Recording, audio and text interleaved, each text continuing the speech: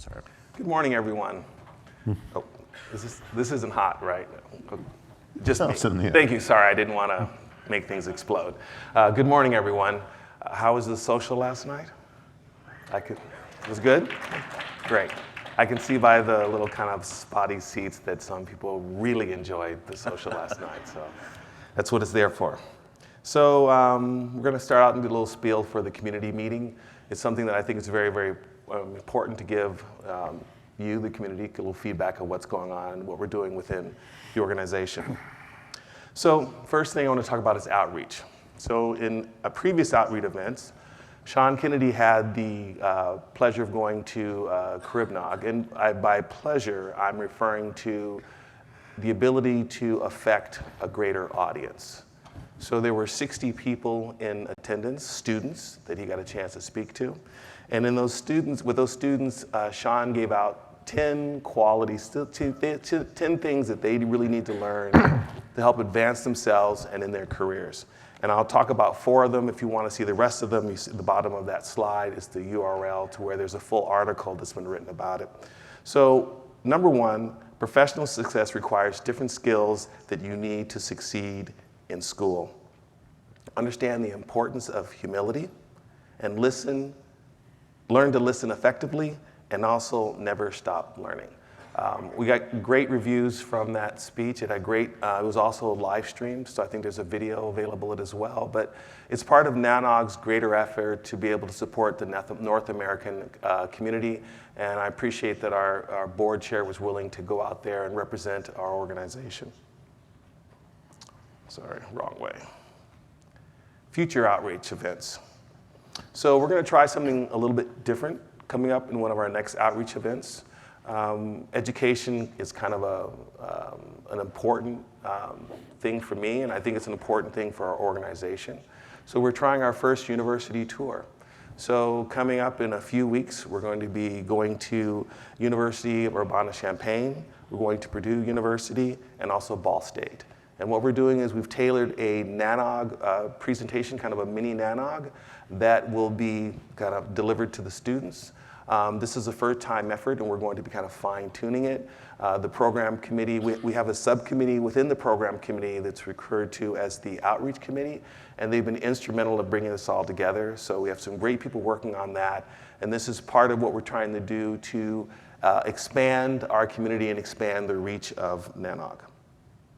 I'm going to be going out with Crossy, and we're going to be doing a STEM talk and also some other presentations at the university. Ben Venerable and Marcus Holt who are both part of the community, have been challenging us, NANOG, to go out to their community and to support their efforts. So this is a part of reaching out to the greater community beyond those who can normally come and intend to be a part of a NANOG meeting. NANOG college programs. So I'd like to talk about our scholarship winners. We have 2 scholarships that we put out, the I always get this name, Auja Scholarship, and also the John Postel Scholarship. These scholarships go out to those within the academic community who are trying to, better themselves, and we get a series of applicants that come in. We have a panel that's part of a committee that evaluates them. This year's winners were Celine from Georgia Institute of Technology, Sydney from the University of Pennsylvania, Daniel from Oklahoma State University, and Chinas from Cornell University. So these students were awarded scholarships on behalf of NANOG. And part of your membership dollars going to support these programs, so thank you for being members. Thank you for supporting these programs. And for those of you who are not members, this is what we're trying to do with that support that you give us in membership. We're trying to reach out to those who are in need, trying to support those who need to know more about what's going on within our community, and supporting the efforts of others. So membership does benefit a greater community beyond just us. The NANOG College Emergence Students, the NCI program. We have 3 universities representing, and each of those universities have 5 students plus a faculty member that comes and supports them. We have students from University of Colorado Boulder, from Ball State University and also George Mason University. It's a great opportunity to have the students here. I've been talking to them and they've really, really enjoyed their time. We also, at the last meeting, we did Brandy and Lee, who are part of the NANOG staff, have been interviewing them. If you go to NANOG Stories, there is a video there that you can see the interviews of their experience and what they got of being at a NANOG meeting. And we're also doing it at this meeting as well. So we're going to be documenting how this experience of the students are, hopefully as a means to get more students engaged and more colleges engaged in the program. Community. So let's talk about things related to our community itself. NANOG Stories. I said earlier about the interview for the students, and also when Sean Kennedy was in Cribnog, we write articles about this. So they're designed to keep our community informed. They talk about highlights of NANOG outreach. They recognize outstanding achievements for those within our community.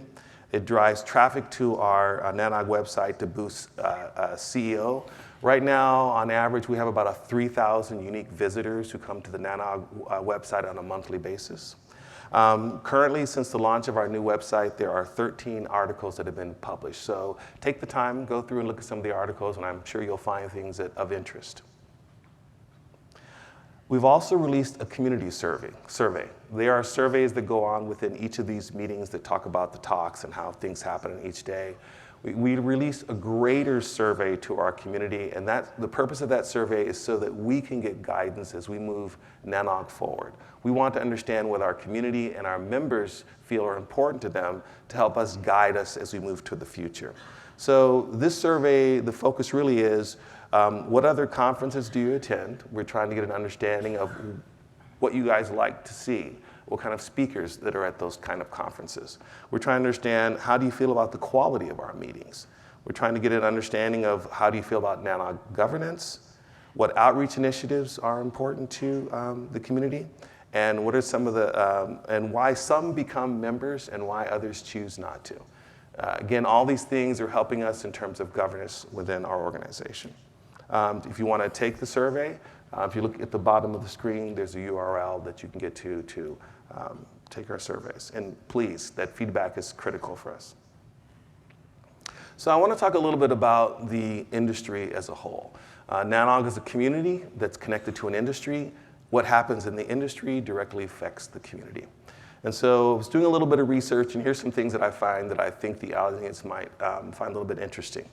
Right now, according to the Bureau of Labor and Statistics, there are 383,000 people who have the job title of network engineer. I did a search on Indeed.com and find that right now there are currently close to 30,000 openings in that narrow field of network engineering. If you start to expand it out and start to look at other kind of related careers, there's about 130,000 job openings within our community.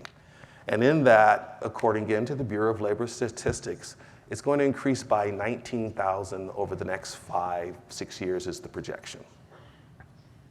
And that is an industry that competes within about 700,000 open tech jobs.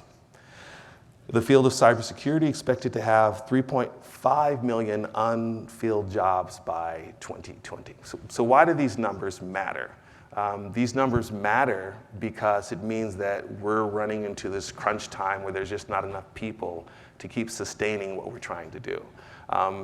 Most every major company has job openings that are left unfulfilled, and which turn around and kind of reflects what we have here.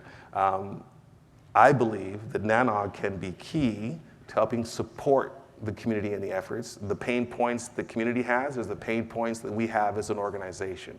And how can we, NANOG, help address some of those issues? These are all questions, so we can encourage students to consider careers in network engineering, develop outreach programs that empower the next generation of network professionals, create training programs at NANOG conferences to help individuals achieve their career goals, develop programs that help mitigate the industry's employment challenges. So these are some of the things that we're considering as a community, things that I think we're considering as a board, and how we can support our community, support our organization, and to do good. NANOG is a nonprofit organization, and as a nonprofit, our stance is to do good. And how can we be doing the best good for our community, for our members, and also for the industry as a whole? So now I'd like to invite folks up from the program committee and to give you some insight how the inner workings of our program works. Thank you. Yeah, so a week or two ago, Edward said, hey, I'm going to do a community meeting, as he's done a few times. Maybe the program committee could talk about what you do. And so I'm Benson, we've got Vince and Steve. We are the officers of the program committee. But the program committee's, it's actually a big team, 25 people right now. I think, is that the largest it's ever been? Yeah. And it's working pretty well. That being said, I assume most of you don't even know what we do. So I had an ugly diagram. Edward prettied it up. Thank you. I made it as a circle intentionally, right? Because we iterate meeting after meeting. We do the same things. We kind of fall into a pattern.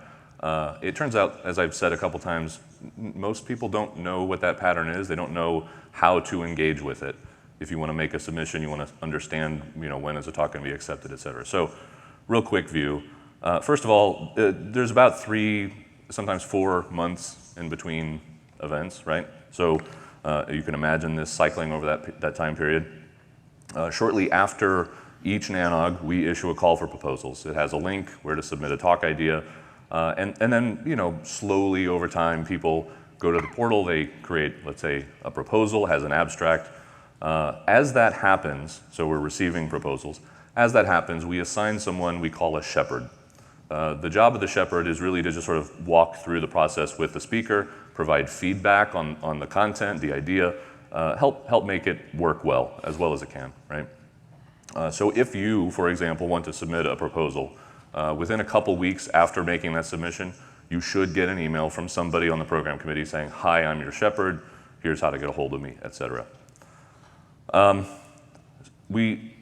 This is a point that I want to make sure is understood. We usually don't start voting on whether to accept a talk or not until we see slides.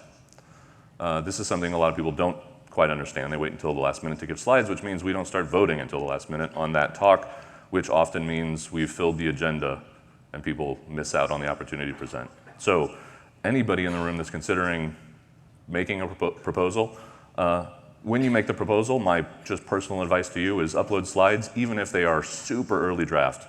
It gives us a better idea, more than we can see in just the abstract, for example. Once we see those slides, the program committee as a whole, when the shepherd says the slides are there, it's pretty much ready for us to begin to evaluate. We start voting. And there are, as I said, there are 25 of us. We have a threshold of around 10 people we want to make sure have reviewed the material first. They give a rating between 1 to 5. Typically, something that's in the, let's say, mid to high 4s means everybody on the program committee wants to see that talk. As it drops down, we might actually decline talks if they're not at the level that we want.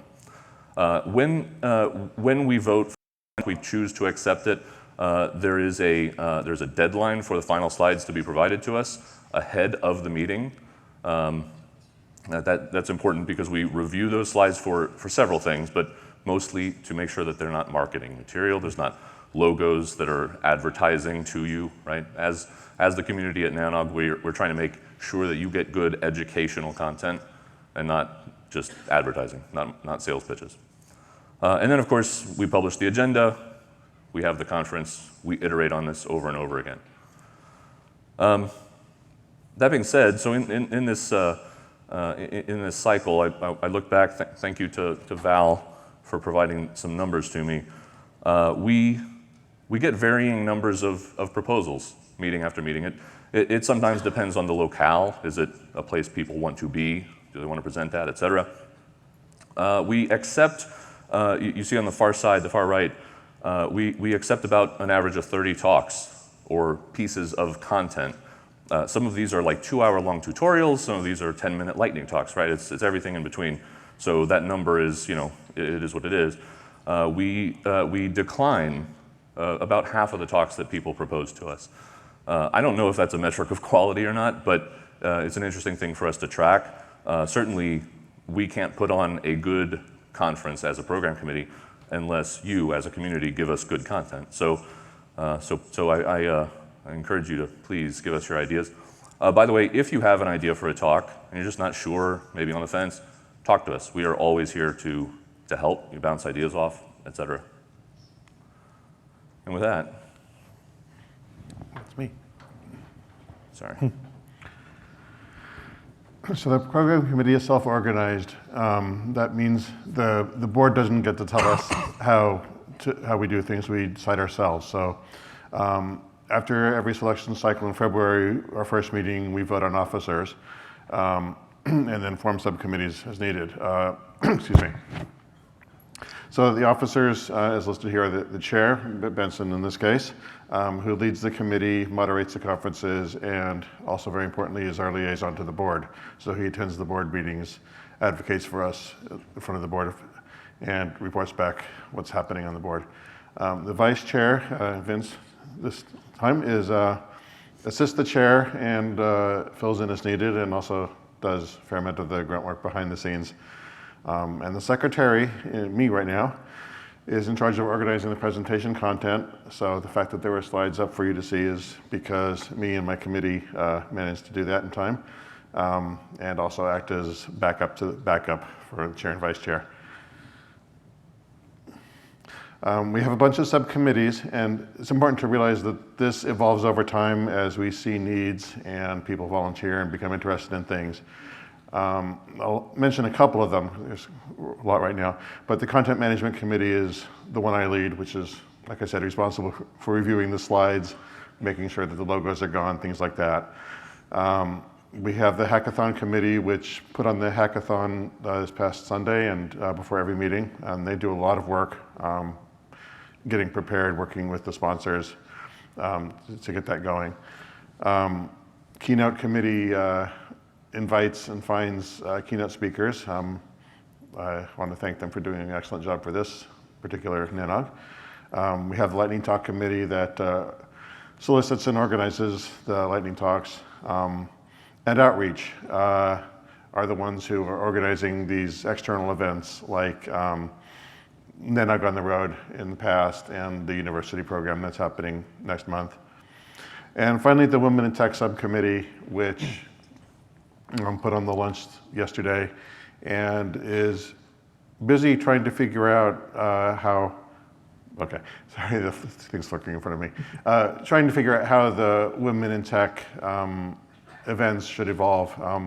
There was a survey yesterday, I believe, in lunch, so if you have opinions, please fill it out or talk to the Women in Tech leaders.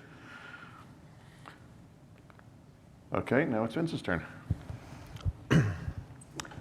I'm just going to go over real quickly on how to volunteer and give back to the community.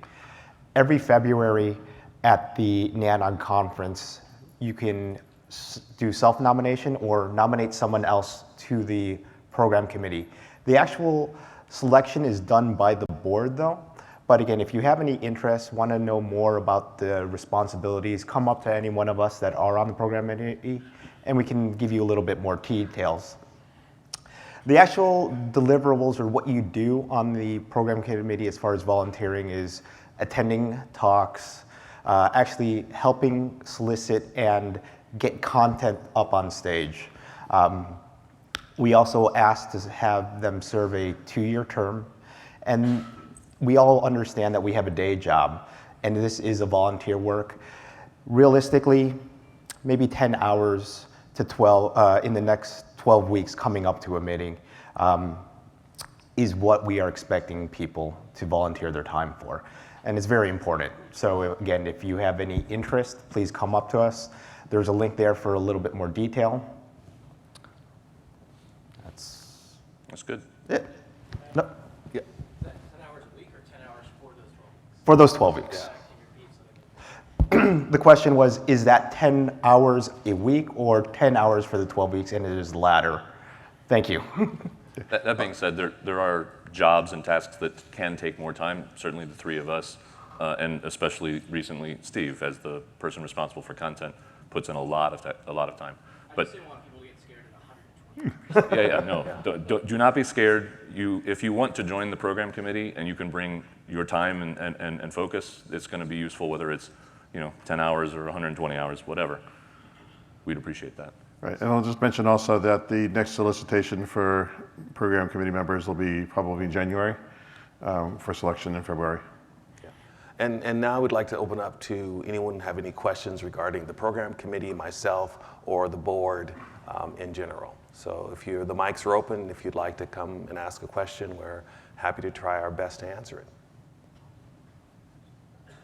If you do not come up to the mics, I'm assuming we're doing an amazing job and we can keep doing it.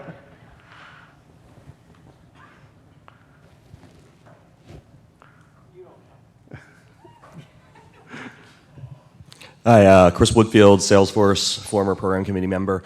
One thing that I noticed is missing from those slides is the fact that there is a subcommittee in the program committee that organizes the Sunday hackathon. I was there.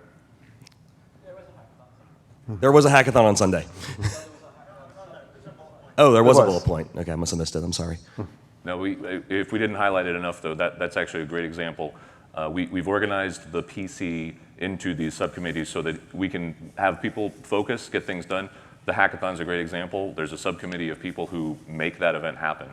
And so, for example, if you love the hackathon and you want to see it continue to improve, volunteer. You can be on that subcommittee. You can help make the hackathon work. It's a great event, I think. And thank you, Chris, for being on the PC in the past. And for chairing the hackathon subcommittee in the past.